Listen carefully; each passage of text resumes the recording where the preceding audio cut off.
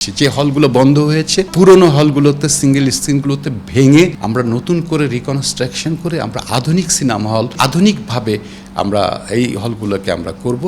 Screen আমরা নাম দিয়েছি। এবার আমি এখন প্রধান সংকট সিনেমা হল, সেইটাই দুইটা স্ক্রিন আমি দিয়েছি কুমিল্লাতে। ঈদের ছবি রিলিজ হয়েছে, অলরেডি প্রুভড যে দর্শক আসছে।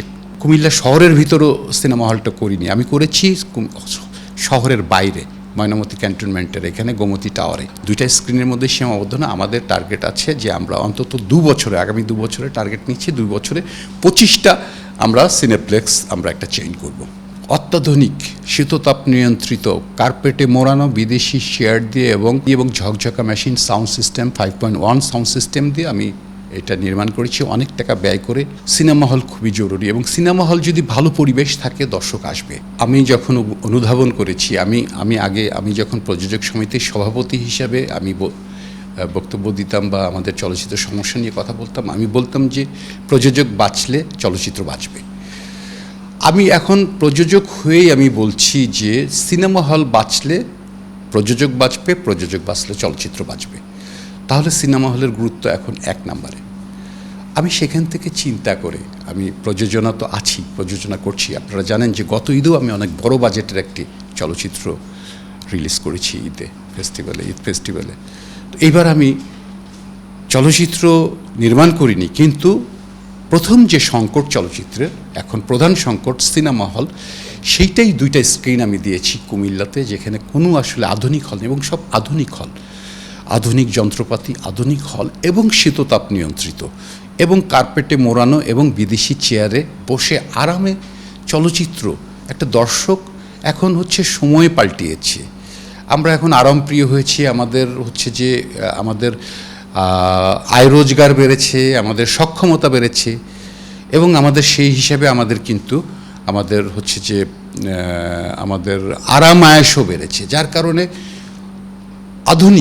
অত্যাধুনিক শীততাপ নিয়ন্ত্রিত কার্পেটে মোড়ানো বিদেশি শেয়ার দিয়ে এবং বিদেশি প্রজেক্টর দিয়ে ঝকঝকা একটা পর্দা দিয়ে এবং ঝকঝকা machine sound system 5.1 sound system দিয়ে আমি এটা নির্মাণ করেছি অনেক টাকা ব্যয় করে।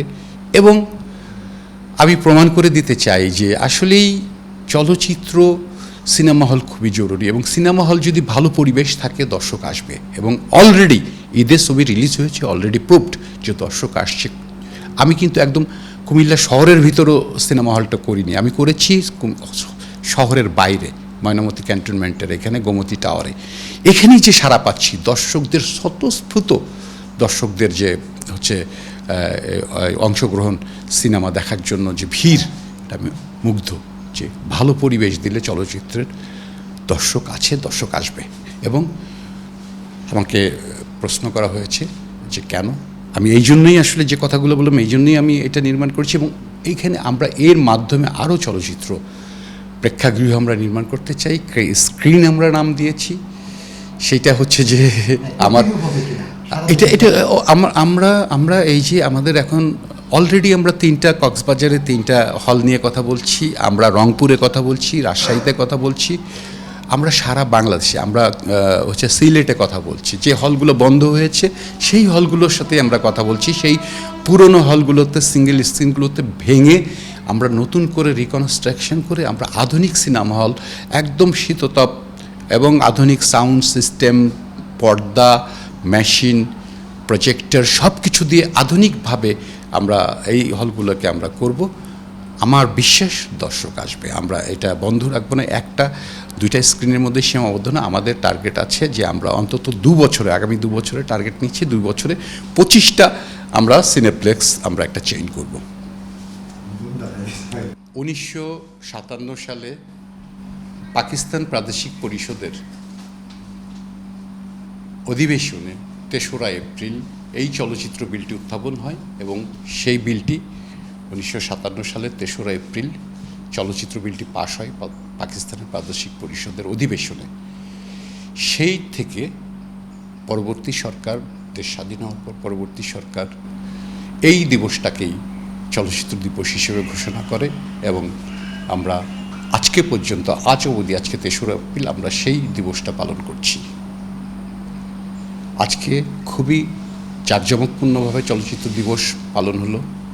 এবং চলচ্চিত্র দিবসের তাৎপর্য অনুধাবন করে তাৎপর্যের উপরে আলোচনা সভা হয়েছে। খুবই ভালো একটা আলোচনা সভা হয়েছে এবং আমরা বলি যে আমাদের খুব আড়ম্বরপূর্ণভাবেই র্যালি এবং জাতীয় পতাকা উত্তোলন, আমাদের পায়রা উত্তোলন সব কিছু মিলিয়ে আমরা আজকে আমাদের এই অনুষ্ঠানটা খুবই হচ্ছে যে সাকসেসফুলি আমরা উদযাপন করেছি। এবং আমরা বলি যে চলচ্চিত্রের আমরা যারা মানুষ, চলচ্চিত্র দিবসটি শুধুমাত্র আমাদের চলচ্চিত্র দিবস, একমাত্র দিবস আমাদের চলচ্চিত্রের, আমরা যারা আমাদের দিবস, এটা দিবস সবাই দিই, বাট আমরা ধারণ করি এই দিবসটাকে, চলচ্চিত্র দিবসটাকে।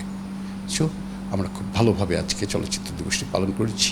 এই জন্য আমি আজকের যারা এই চলচ্চিত্র দিবসের আয়োজক, সরকার, এফডিসি কর্তৃপক্ষ এবং যারা আয়োজনে ছিলেন, প্রত্যেকেই আমরা আমার অন্তরের অন্তঃস্থল থেকে ধন্যবাদ জানাই।